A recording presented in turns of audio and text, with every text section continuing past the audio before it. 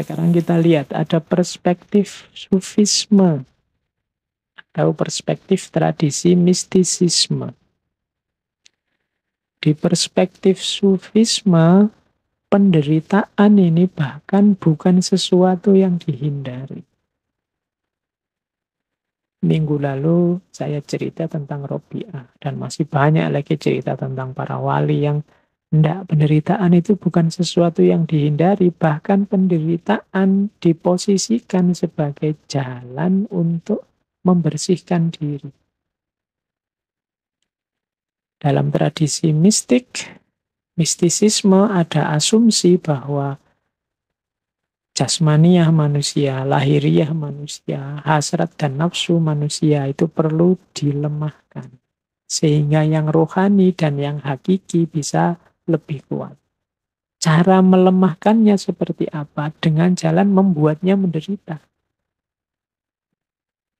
Maka para sufi itu kadang melakukan amalan-amalan yang tujuannya memang melemahkan jasmaniah, melemahkan nafsu. Arahnya kemana? Ya biar rohaninya lebih kuat. Jadi memilih penderitaan sebagai jalan pembersihan diri. Nah ini perspektif sufisme. Biasanya dipakai dengan istilah melakukan suluk, melakukan perjalanan via purgativa. Purgativa itu pembersihan diri melalui penderitaan-penderitaan. Hidup yang justru milih menderita. Ini kan sering ya, meskipun tidak ekstrim, kita misalnya puasa, milih puasa Senin Kemis, milih sholat malam. Ini kan milih yang tidak enak. Kan waktunya orang istirahat tidur, kita malah bangun sholat. Waktunya orang boleh makan, kita milih tidak makan. Ini kan contoh milih jalan penderitaan. Tujuannya apa? Untuk pembersihan diri. Modenya ya mode riyadhah, mode mujahadah, tazkiyatun nafas, jalan untuk membersihkan diri. Jadi kadang-kadang sufi itu lebih milih jalan yang tidak enak. Bukan karena tidak pinter, tidak tahu mana yang lebih enak, mana yang tidak enak, tapi sangat tahu. Tapi beliau milih itu untuk melemahkan jasmaninya, melemahkan hasrat nafsunya, sehingga rohaninya jadi kuat. Ini perspektif sufisme. Hampir di semua tokoh sufi yang kita bahas, terasa bahwa hampir semua sufi lebih memilih jalan hidup penderitaan. Menderita secara fisik tidak masalah, asal ruhaninya cemerlang. Menderita di dunia tidak masalah, asal akhiratnya bahagia.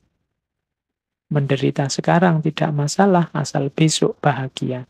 Nah, logika ini yang dipakai. Kalau di Jawa ada istilah tirakat. Mungkin ada serapan dari bahasa Arab, tirakat dari kata-kata taroka, meninggalkan. Meninggalkan itu orang yang pantang melakukan sesuatu atau pantang memakan sesuatu atau dan seterusnya. Tujuannya apa? Untuk tadi menguatkan rohani. Ini perspektif sufisme. Penderitaan itu sebagai buahnya perbuatan kita sendiri. Dulu kita juga sudah membahas tentang Hinduisme. Tentang ini bisa dilihat di bagian tentang karma. Jadi Hinduisme punya konsep karma pala. Karma pala itu karma berarti perbuatan, pala berarti buah. Perbuatan apapun akan ada buahnya. Kalau baik, buahnya pasti baik. Kalau buruk, buahnya pasti buruk. Faman ya'mal mithqala dzarratin khairan yarah wa may ya'mal mithqala dzarratin syarran yarah. Ada kausalitas, ada sebab akibat dari perbuatan kita. Maka ayo hati-hati benar, sekecil apapun kesalahan, sekecil apapun kekeliruan, kita akan memanen hasilnya. Demikian juga sekecil apapun kebaikan, kita juga akan mendapatkan balasannya. Ini kalau dalam Hinduisme disebut konsep karma pala. Karma pala itu konsep bahwa setiap perbuatan akan membuahkan hasil. Yang itu nanti di sana terbagi 3. Ada namanya sancita karma pala, ada namanya prarabdha karma pala, ada namanya kriyamana karma pala. Jadi ada balasan yang diterima sekarang dari kehidupan sebelumnya. Ini kalau dalam Hinduisme, karena ada konsep reinkarnasi. Ada juga prarabdha karma pala, yang ini balasan yang diterima saat ini dari kehidupan saat ini. Jadi ada yang kelakuan kita bulan lalu, hasilnya kita nikmati sekarang. Ini jenis kedua ini. Males-malesan kita awal semester kemarin, hasilnya akhir semester kita nilainya jatuh. Itu kelakuan kita hari ini, kita nikmati saat ini juga. Ada juga yang kelakuan kita hari ini, buahnya besok. Ini namanya kriyamana. Ini maksudnya mewanti-wanti kita, hati-hati. Pak, saya sudah melakukan buruk-buruk, yang jelek-jelek enggak ada tuh Pak, balasannya mana? Karmanya mana? Saya enjoy-enjoy aja tuh, jangan lupa. Yang akan datang akan kamu nikmati, pasti akan kamu nikmati. Ya seandainya tidak besok-besok, pasti di kehidupan yang akan datang. Nah, itu konsep kriyamana karma pala. Jadi yang kita lakukan sekarang, hasilnya yang akan datang. Ini kalau ini konsep Hinduisme. Jadi penderitaan itu ya kelakuan kita sendiri. Penderitaan itu hasil apa yang kita jalankan sendiri. Karena kita menjalankan yang buruk-buruk, yang jelek-jelek, ya kita panennya yang buruk-buruk dan yang jelek-jelek. Konsep ini namanya karma pala. Kalau dalam Hinduisme, dalam Buddhisme ada dukkha, kalau Hinduisme ada karma pala. Kemudian ada lagi perspektif tentang penderitaan. Dulu pernah kita bahas dari Ki Ageng Suryo Mentaram. Kalau tadi ada pandangan penderitaan itu sebagai hakikat hidup, ada pandangan penderitaan itu sebagai akibat perbuatan. Ada yang menjadikan penderitaan sebagai jalan untuk membersihkan diri. Kalau menurut Ki Ageng Suryo Mentaram, penderitaan itu sebagai keniscayaan hidup. Tapi sifatnya sementara, silih berganti dengan kesenangan. Hidup ini yo kadang senang, yo kadang susah. Wajarnya hidup seperti itu. Tidak mungkin kita hidup ini senang terus, dan tidak mungkin juga susah terus. Kenapa begitu? Kalau kita sedang senang, katanya Ki Ageng Suryo Mentaram, kita kan tidak berhenti di kesenangan ini. Biasanya keinginan kita terus bertambah. Kalau bahasanya Ki Ageng pakai istilah mulur. Kemarin cita-citanya A, sekarang A sudah tercapai, kan kita tidak diam di situ, nambah lagi bercita-cita B. Akhirnya kita susah lagi karena keinginan kita yang baru ini. Nanti kalau keinginan B tadi terpenuhi, ya kita senang lagi. Tapi kalau keinginan B tidak terpenuhi, kita kembali susah. Tapi tidak masalah, kalau B tidak terpenuhi, biasanya keinginan yang tadi mulur terus mungkret. Mungkret itu menyusut. Menyusut itu jadinya terus begini. Tidak apa-apalah, dapat A saja sudah cukup kok. Kita syukuri saja yang A tadi. Itu namanya mungkret. Orang hidup itu selalu begini. Gitu. Jadi antara mulur sama mungkret. Keinginan itu selalu silih berganti. Kalau terpenuhi senang, tidak terpenuhi terus susah. Setelah susah, keinginannya berkurang. Setelah berkurang, akhirnya dia senang lagi. Tapi terus menginginkan yang lain lagi. Nambah lagi keinginan, susah lagi. Hidup ini silih berganti seperti itu. Kadang senang, kadang susah. Kadang mulur, kadang mungkret. Kadang mengembang, kadang menyusut. Itulah hakikat hidup. Kalau kita menolak juga tidak bisa. Ya kadang senang, kadang susah. Ada senangnya, ada susahnya. Yang tadinya kita anggap penderitaan karena keinginannya tidak terpenuhi. Tapi begitu tidak terpenuhi kan kita terus mungkret. Menyusut keinginannya. Akhirnya kita senang lagi. Misalnya, kita menuju gimana caranya biar cepat lulus kuliah. Begitu lulus kan senang, keinginannya tercapai. Tapi setelah senang wisuda kan ada keinginan tambahan lagi. Misalnya, ingin dapat pekerjaan. Ini dapat kerjaan kok susah, ya. Sudahlah, disyukuri dulu yang lulusnya ini tadi. Sebelum menginginkan yang lain. Setelah bersyukur kan bahagia. Setelah itu kan tetap nambah lagi keinginannya. Jadi penderitaan itu keniscayaan hidup, tapi jangan khawatir hidup ya ndak menderita terus. Ada senangnya, ada susahnya. Keinginan itu ya tidak terpenuhi semua, tapi bukan berarti juga terpenuhi semua. Jadi keinginan bisa terpenuhi, bisa tidak terpenuhi. Kalau tidak terpenuhi ya susah, kalau terpenuhi ya senang.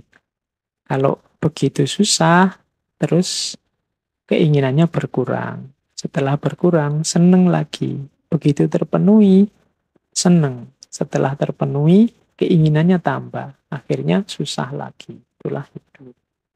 Kita sadari ini, maka kita tidak akan terpengaruh lagi oleh senang dan susah. Karena ternyata apakah senang, apakah susah, itu ya sudah keniscayaannya hidup. Jadi kalau teman-teman sedang mengalami apapun, ingat teorinya Ki Ageng Surya Mentara ini, jadinya simpel. Ya memang begitu itu hidup. Kadang senang, kadang susah. Kadang keinginan kita terpenuhi, kadang ya tidak terpenuhi. Tidak perlu dibikin wow. Oke, kita lanjutkan. Ada lagi saya bawa konsepnya Taoisme. Taoisme punya konsep yang khas juga tentang penderitaan. Tahu melihat, itu saya bawa beberapa ayat dari kitab sucinya Taoisme. Jadi Lao Tzu menyatakan yang pertama kekayaan dan kemuliaan apabila dijadikan kebanggaan akan mendatangkan penderitaan.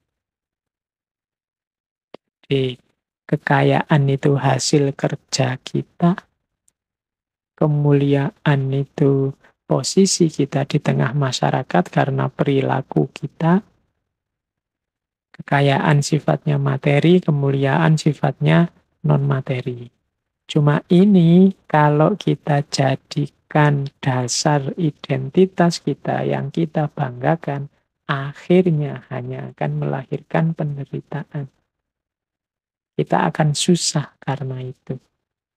Jadi jangan terikat, jangan melekat dengan kekayaan dan kemuliaan. Kita akan kecewa. Kekayaan, apalagi lebih mudah habis, lama-lama dia habis. Kalau kebanggaan kita dasarnya kekayaan, pada saatnya kita akan sangat kecewa ketika kekayaan itu habis, atau kekayaan itu mendorong kita ke dalam hal-hal yang tidak kita inginkan. Kemuliaan juga begitu. Kemuliaan itu sangat tipis, bahkan kemuliaan itu kan posisi kita di tengah masyarakat.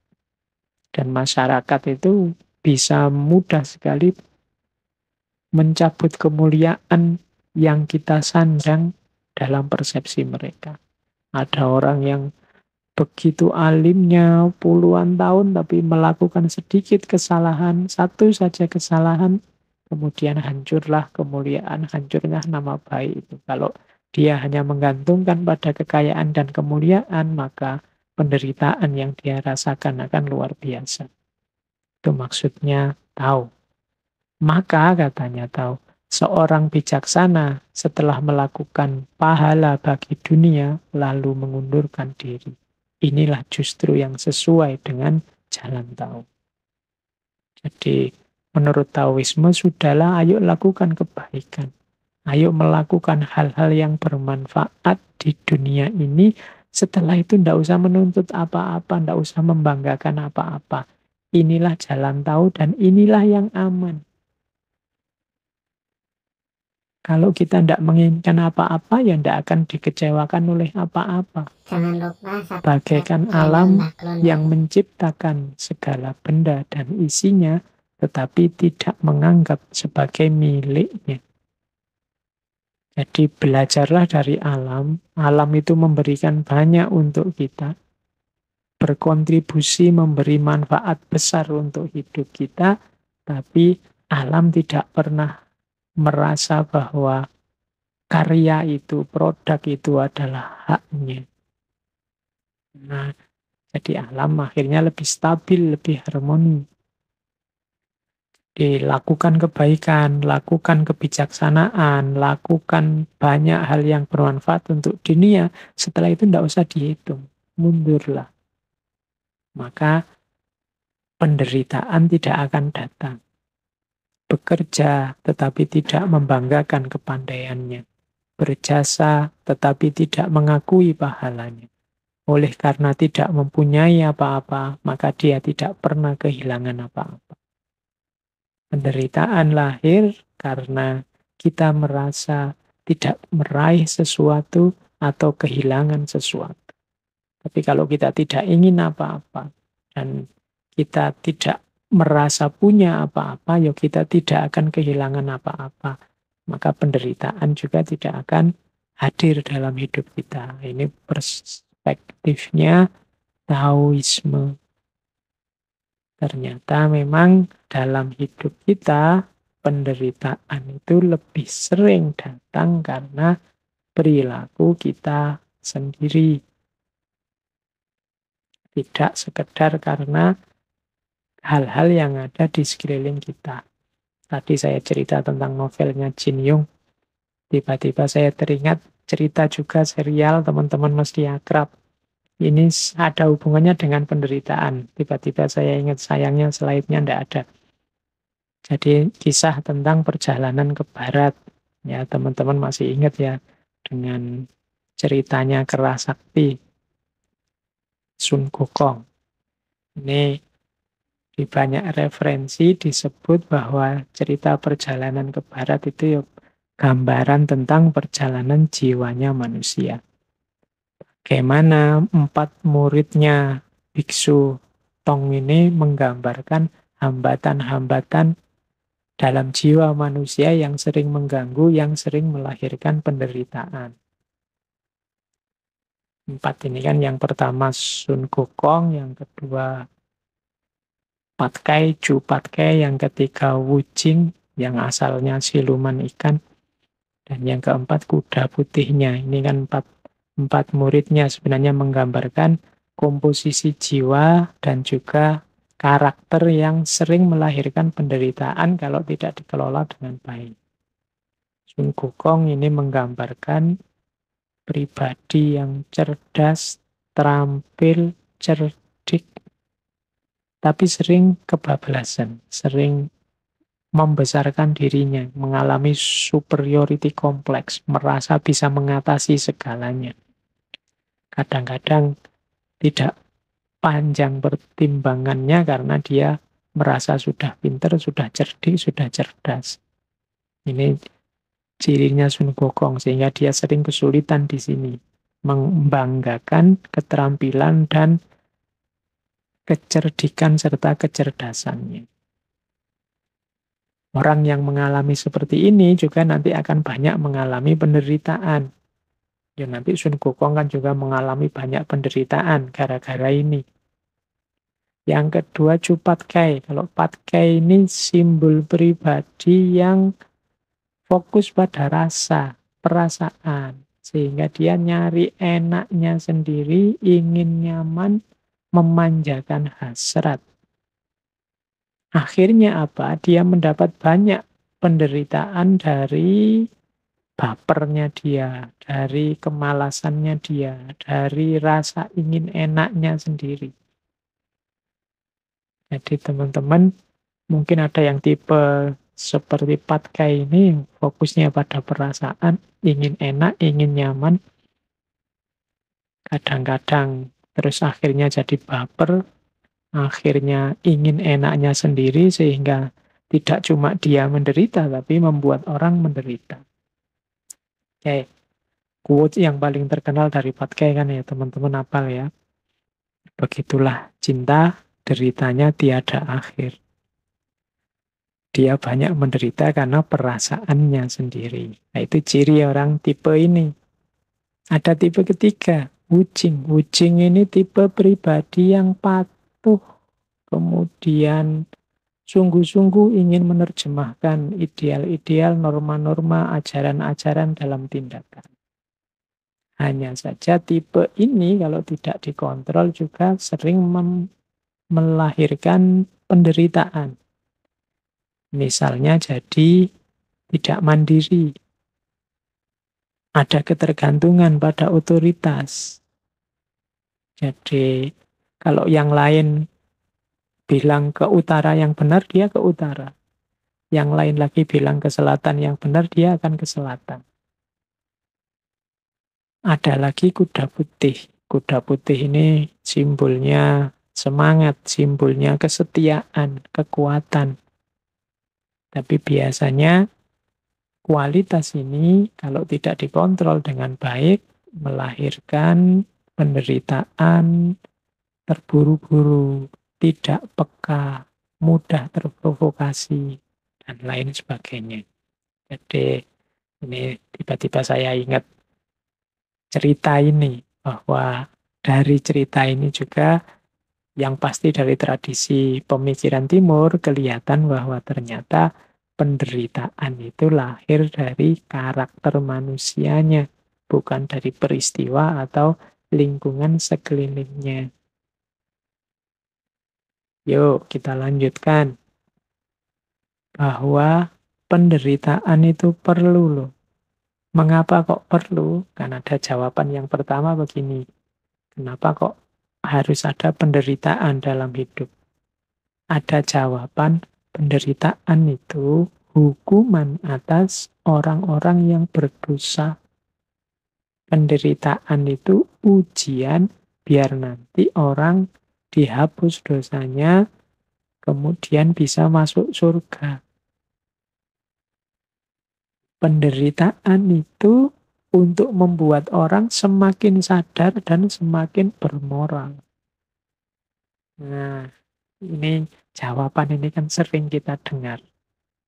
Oke, di akhir sesi musibah ini, saya ingin memberi sedikit bantahan, sedikit sanggahan terhadap argumen tentang perlunya penderitaan ini. Ini bahan diskusi untuk teman-teman nanti ya. Kalau jawabannya penderitaan itu adalah hukuman atas orang yang berdosa, kemudian biar orang yang berdosa nanti bahagia di surga, dan seterusnya, biar orang yang berdosa sadar dan moralnya semakin bagus, dalam kenyataannya ada beberapa kontradiksi, paradok. Misalnya begini untuk membantah, apakah musibah itu hukuman? Kalau itu hukuman, bagaimana dengan anak-anak kecil yang tidak mengerti apa-apa? Misalnya dulu kita bilang, waktu ada tsunami, wah harusnya kita ini segera tobat. Kita sering dihukum dengan tsunami. Loh, Kalau memang hanya hukuman alasannya adanya tsunami itu karena dosa-dosanya sudah berat sehingga dihukum dengan tsunami, lah wong banyak juga anak-anak kecil yang jadi korban. Banyak orang baik-baik, rohaniwan, agamawan, ulama yang jadi korban juga. Berarti tidak bisa dong disebut itu sepenuhnya adalah hukuman. Nah, itu jawaban tentang bahwa bencana itu hukuman. Ini bahan diskusi. Yang kedua, nanti yang dapat bencana di dunia akan mendapatkan balasannya di surga. Ini bahan diskusi ya, saya tidak bilang bantahan ini pasti benar. Ada yang bantah begini, loh kenapa kok harus ada bencana? Bencana itu biar kita nanti susah di dunia, senang di surga. Loh apa Allah? Allah itu kan maha baik. Masa Allah mau memberi kita surga aja syaratnya begitu beratnya? Nah, itu ada yang membantah begitu. Kalau Tuhan mencintai kita, mengapa sih kita harus disiksa dulu sebelum kita masuk surga? Nah, ini kritik terhadap yang menjawab tadi. Bahwa hukuman dengan bencana itu nantinya akan mendapat balasan di surga. Silahkan nanti teman-teman ya jadi materi diskusi. Terus yang ketiga tadi juga bilang, loh ini biar moralnya orang jadi baik. No. Dengan bencana kan nanti orang jadi sadar. Dalam kenyataannya ada loh yang gara-gara bencana orang tidak jadi sadar. Tapi malah putus asa. Merasa hidupnya hancur. Jangan-jangan juga malah ada yang murtad. Gara-gara ada bencana. Nah, ini juga bahan. Saya bilang tadi, apapun itu kalau masih pemikirannya manusia, pasti ada celah-celah yang bisa didiskusikan. Karena manusia cirinya tidak sempurna. Terus, itu jawaban pertama. Kalau ada yang bilang, penderitaan musibah itu perlu sebagai hukuman atau balasan nanti di surga atau demi orang naik level semakin baik secara moral. Yang kedua, kalau ada yang bilang begini, musibah itu harus dilihat secara luas, jangan dilihat parsial. Coba kita cek, jumlah orang yang mengalami musibah pasti lebih sedikit daripada orang yang tidak mengalami musibah. Berarti kebahagiaan lebih banyak daripada penderitaan. Secara umum, alam ini sebenarnya tertib. Nah, ini jawaban ini juga bisa dibantah. Kalau ada orang ngomong seperti itu, dengan jawaban bahwa melihatnya ya harus lebih luas, logika ini bisa dijawab berarti harus ada orang yang dijatah menderita demi ketertiban semuanya. Berarti ada kebahagiaan orang-orang tertentu yang ditukar dengan kebahagiaannya semua orang. Ini juga bantahan terhadap jawaban bahwa lo musibah itu ya melihatnya secara luas. Nanti banyak hikmah, banyak manfaat yang kita ambil dari sana.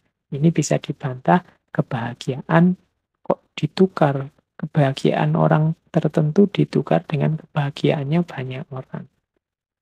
Karena orang sedikit tadi yang mengalami bencana, yang lain tinggal mengambil hikmahnya. Ini bahan diskusi juga. Di sesi-sesi terakhir saya malah membawa bahan diskusi biar kita latihan berpikir. Ada juga yang ini agak teologis. Kalau ada orang tanya macam-macam tentang bencana, apakah bencana itu, terus dibantai, terus dijawab begini, sudahlah kita ini manusia, jangan banyak protes. Allah lebih tahu segalanya, sudahlah diam saja. Nah, itu terus. Ya, kalau ini bisa dibantahnya gampang. Lu masa orang yang mengalami kesulitan, orang yang merasa diperlakukan tidak adil, nggak boleh protes. Allah kan maha baik. Allah kan maha kuasa. Nggak apa-apa dong kita mengadu padanya. Itu contoh bantahannya.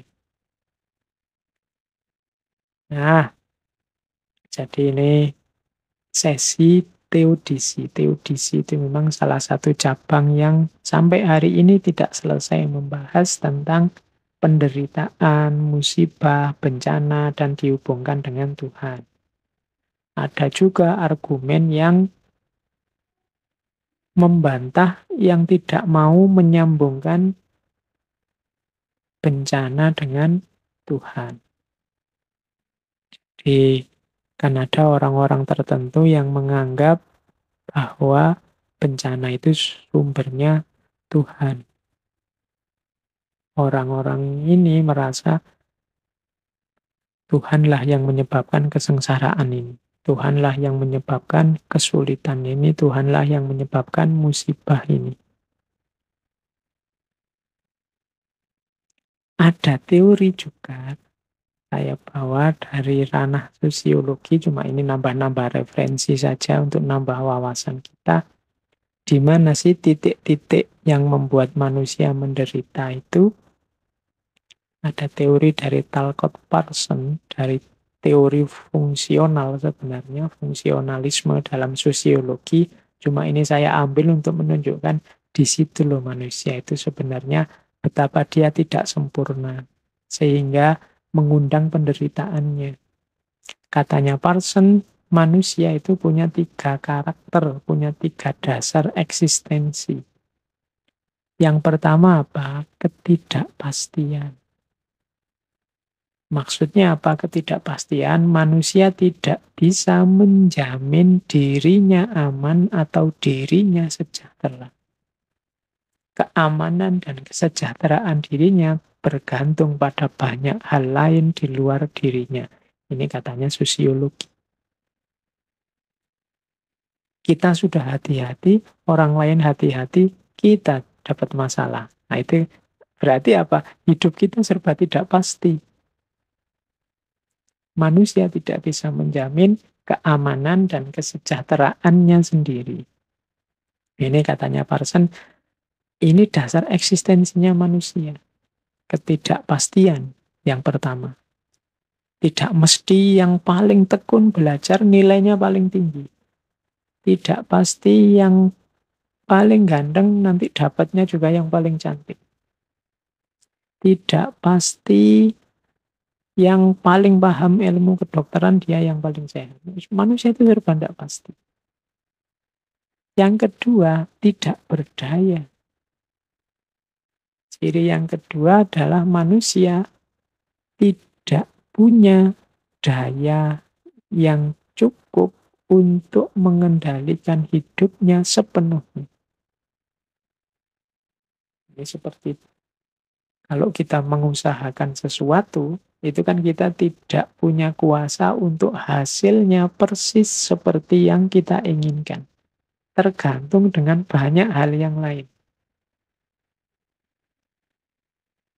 Saya tidak bisa ngatur misalnya teman-teman yang mendengarkan ngaji ini harus paham semua yang saya sampaikan. Pasti tidak bisa begitu.